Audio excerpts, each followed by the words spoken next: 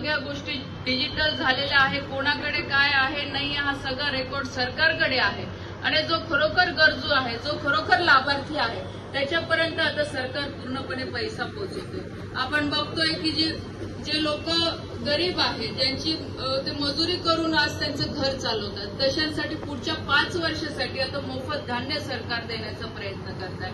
आज स्टार्टअपच्या माध्यमातून, मुद्रा योजनेच्या माध्यमातून आपण बघतोय की छोटे छोटे व्यवसाय आता पुढे येऊ लागलेले आहेत आणि सगळ्यात महत्वाचं म्हणजे की ग्रामीण भागामध्ये पण आता हे छोटे मोठे बँकेमध्ये खातं आहे आणि सगळे सबसिडीज जेवढ्याही योजना आहे, मग ते जनधन योजना असेल, तुमचा घरकुलचा पैसा असेल, आरोग्याचा पैसा असेल, त्याच्यानंतर आपण म्हणतो स्वच्छालयाचा पैसा असेल, उज्ज्वला गॅसचा असेल, जे काही तुम्ही शिष्यवृत्ती असेल, जेवढाही सरकारी ज्या काही लाभ आहे हे घरी बसल्या बसल्या तुमच्या मोबाईलवर एक साधा SMS येतो की तुमच्या खात्यामध्ये आज एवढे पैसे जमा झालेले आहेत। आज एवढी मोठी उपलब्धी केंद्र सरकारच्या माध्यमातून आपल्याला सगळ्यांना मिळालेली आहे। सगळ्यांना सांगितलं आधी की ही निवडणूक काही फक्त मला जिंकवण्यासाठी नाहीये, तर ही निवडणूक देशाच्या विकासासाठी आहे, आपल्या स्वतःच्या विकासासाठी आहे, आपल्या परिसरातल्या विकासासाठी आहे।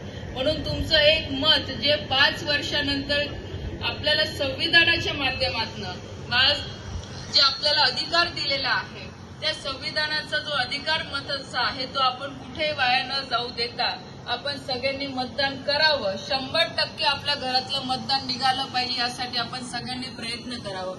मी महिलांना सुद्धा सांगेल की आपला सुद्धा 50%चा हिस्सा ह्या मतदानामध्ये आहे, 50% हिस्सा आपला विकासामध्ये आहे। म्हणून महिलांनी कुठे मागे राहता कामा नाही की महिलांचाही तेवढाच अधिकार ह्या मतदानावर आहे आणि ह्या देशाच्या विकासावर मध्ये आहे।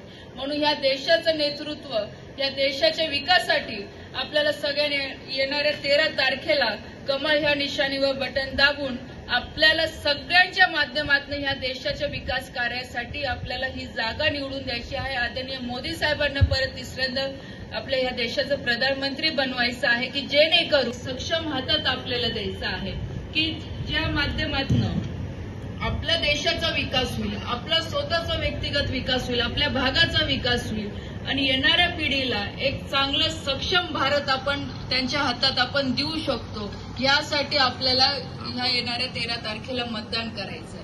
बरेच लोक आता प्रश्न विचारतात किंवा विरोधक आता सगळे आपण बघतो लोक आहेत, त्यांना पुढाकार करण्याची म्हणजे पुढाकार घेऊन ह्या सगळ्या मेड इन इंडियाच्या वस्तू बनवायची एक संधी मोठी मोदीजींच्या माध्यमातून मिळालेली आहे आणि मलाही असं वाटतं की आपण सगळे लोक इथे तिथे आपलं प्रोडक्ट वापरलं जातं। म्हणून जो नारा आदरणीय मोदी साहेबांनी दिला होता की आता जे काही होईल, आमचे भारतातले जे काही तरुण आहे हे स्टार्टअप योजनेच्या माध्यमातून इथे रोजगार उपलब्ध करतील, इथे उद्योग वाढवतील आणि जे काही पुढच्या जे आतापर्यंत आपण बघत आलो की made in Japan, made in China जे आपण सगळं करत आलो, तर आता ही परिस्थिती आपल्याला बदलायची आहे आणि त्याची सुरुवात ही झालेली आहे। एक त्याचं उदाहरण उत्तम द्यायचं असेल तर आज आपण जिथे बसलेलो आहोत, ज्या मशीनचं आपण उद्घाटन केलेलं आहे, आज ती मेड इन इंडिया आहे। आज आपल्या सगळ्यांसाठी खूप अभिमानाची गोष्ट आहे की आता जे काही